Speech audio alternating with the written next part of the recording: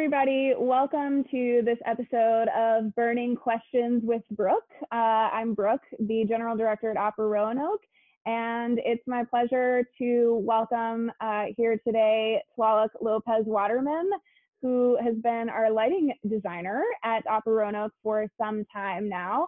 So I'm going to jump right in and ask him a couple of questions about what he does and what's great about it. So tell us first how you got into lighting design, and also was it what you imagined that you would be doing as an adult? So by way of trying to not take forever to answer that question, because I have lots and lots of long stories about it, but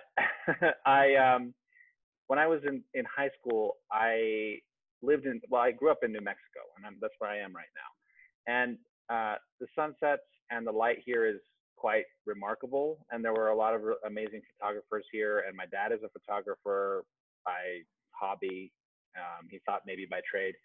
So I was thinking about light at a young age. And then I took a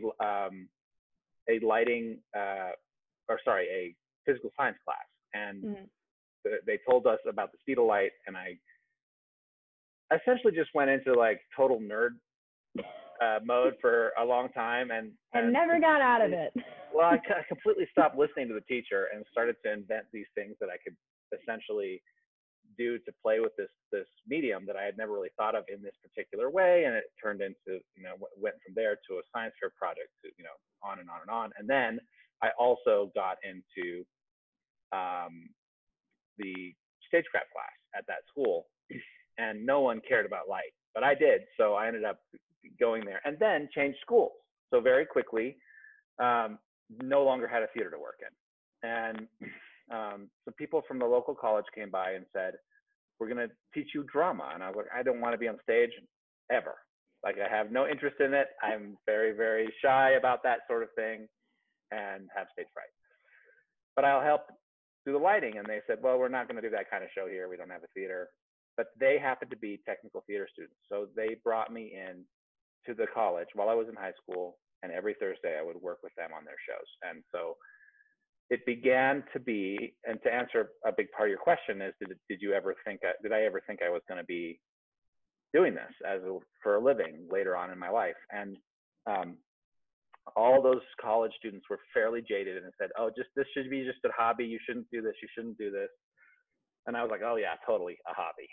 And and then, but I started to eat it up more and more and more. And just to finish up the question, I know we don't have a lot of time. My father, I said to my father once, I said, what am I going to do? I'm never going to be happy. I like things to change every week. I'm interested in something else every week. And my dad said, well, what's your problem? And he said, just find something that changes all the time. I said, that doesn't exist. There's no such thing. And about 2 years later, I was on a trip with him. He was working in San Francisco area, in the Bay Area. And I was like, Dad, I think I just figured this out. And he said, what? And I said, I think theater, opera, lighting design changes every week. You build something, you take it down, that kind of thing. And he says, all right, well, let's find a college. And that's how that happened. Cool. Well, I think, yeah, that's interesting because we always think of singers as traveling all around and auditioning everywhere, but really it's the same for designers. I mean, you're constantly putting your work out there and wanting people to hire you. You deal with some of the same things that singers and artists deal with. So tell me a little bit about how lighting design enhances the production. How does it add to the story? For me, lighting has a couple of facets, and one facet is about where to look. As we sit there, we have this big, we sit in the audience and we have this big stage to see, and we don't have zooming lenses in our eyes, right? We see this large image and we need to then kind of figure out where to put the focus. And lighting, I think, has that power. It can say where to look on stage, it can say when to look there, and it can say for how long. So in that way, it's a little bit more like if you wanted to try to compare it to the movies, which everybody watches movies and TV, in some ways it's like editing. Yeah.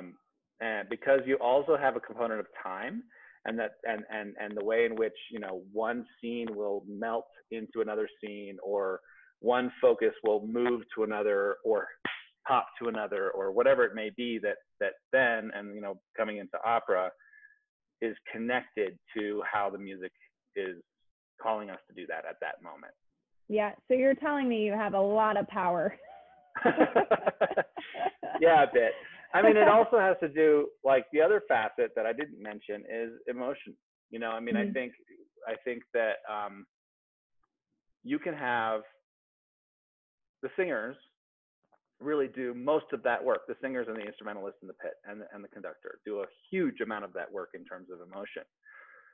The scenic designer does a huge amount of that work in terms of emotion. But then if you put that in work lights, it's remarkable how a lot of that can get lost, actually. And if you just have some, I'm not throwing work lights under the bus, because sometimes, you know, we do that on purpose, like to make it just look bland for a reason, for a song, for a, you know, for an emotion that we're trying to get to. But that's the point. You know, we take into consideration what that emotion on stage should be. It's not just about where to look, it's also about how to feel. Yeah, that's a great answer. Thank you. So we know that your work on our shows typically start months and months in advance.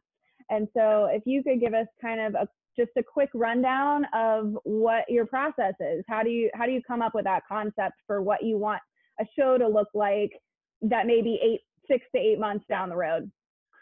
Well, and it really depends a lot on the relationship that I have with the director. And I find that directors and actually and conductors and people who run companies, you know, everybody has a role, even 8 to 18 months ahead of time, in thinking about what it is that's going to be put on stage, and having a lobbying for what's put on stage. So it starts really, really kind of ethereal, where I'm just going to give an example.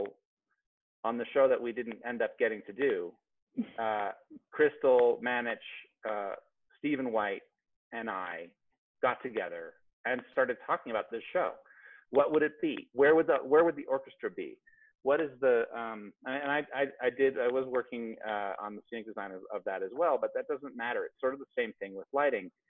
It really starts in those first conversations with the director, and then from there, if I'm not the scenic designer, I'll get the drawings in, and I'll take a look at how those drawings kind of relate to the venue at hand, to Jefferson Center, or wherever it is that we're going to be. You know, with Barbara, it was at what was the name of that place? Mill Mountain Theater. Mill Mountain Theater. So, like, okay, this is a totally different situation. We got to figure out how is this going to fit in, and what are we going to be able to use. So it starts to get into the nitty gritty of color, of light, of plot, etc. And then from there, I go. I mean, this is really a typical week for me, coming in and building a show. I come in, I watch the rehearsal, which is going to have all the nuances that the director has put into place in that rehearsal time, and I build a cue list. Kind of in that, I like doing it in that room, because it's gonna, you know, those impulses that the singers are having, I'm gonna be able to pull from and figure out where they go. And I've built, I mean, I don't want to get too boring and technical here, but I built a process where I can kind of transform that into a list of cues that go into the light board, so that when I start to cue the show, which happens without any singers on stage, hopefully with some light walkers, but not always, and I can just build each of those cues that I've already labeled and put there, and try to make things move faster. Yeah. And then, go ahead. One of the things that I think is so interesting about watching you work is just, I can hear you in your headset sometimes just whispering numbers over and over for a couple hours. I'm like, I'm thinking the whole time, I'm like, I have no idea what those numbers mean, but then suddenly lights happen, Yeah, it's so true. Yeah. Well, that's great.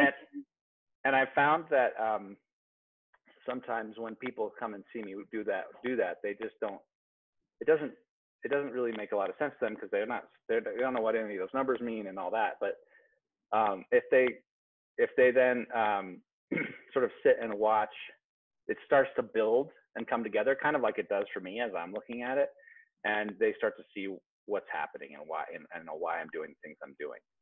Yeah. So it's very much a team effort. I mean, people just, I think, sometimes don't realize how many different ideas and designs have gone in to make one product.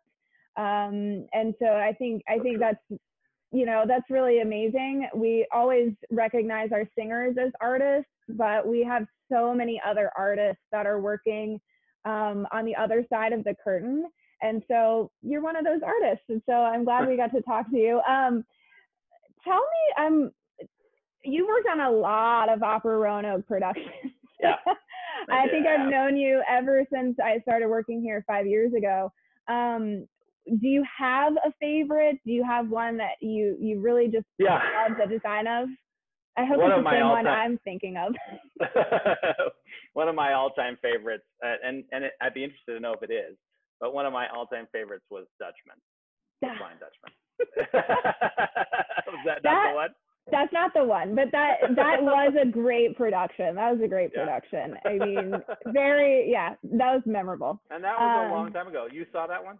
I was in that one. Oh yeah, I was in that one. Of course. See, see how this goes. That's how long ago that was. Yeah, I think that was my second Opera Roanoke production, maybe third. Oh yeah. So the last question I want to ask you during this segment is how you've been in the business a really long time. So you've been able to kind of use some of this new technology that's happening. How has that changed how you work on a project, how long it takes you to work on a project, what you can do with a project? Well, technology is constantly shifting and changing, and I think that it permeates into our mainstream everyday kind of life, because everybody watches TV, everybody goes to concerts, everybody does goes to other plays, goes to operas, and so everybody starts to, and frankly, you go to Home Depot now, and you'll be hard pressed to find something that is not an LED. I don't know if you've noticed that.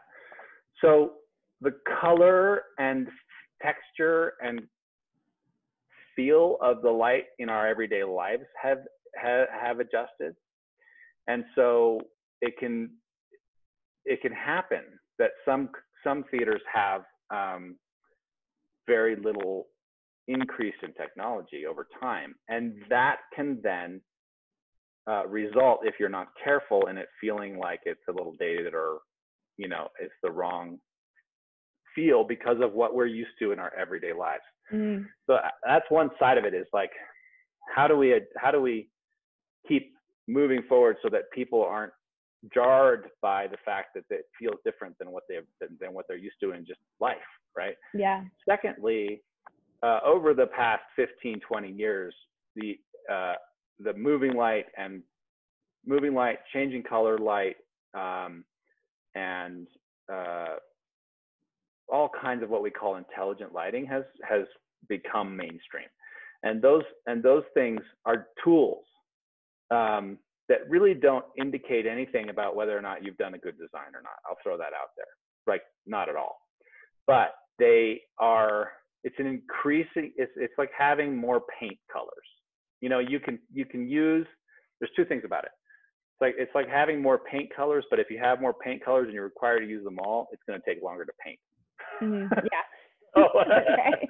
Well, thank you so much for doing this for Opera Roanoke. We appreciate you so much, and we love working with you. And we're sad we couldn't do this one, but I think I learned more today about your job than I ever knew before. So I definitely feel enlightened. So take care. All right. Have a great day. You too.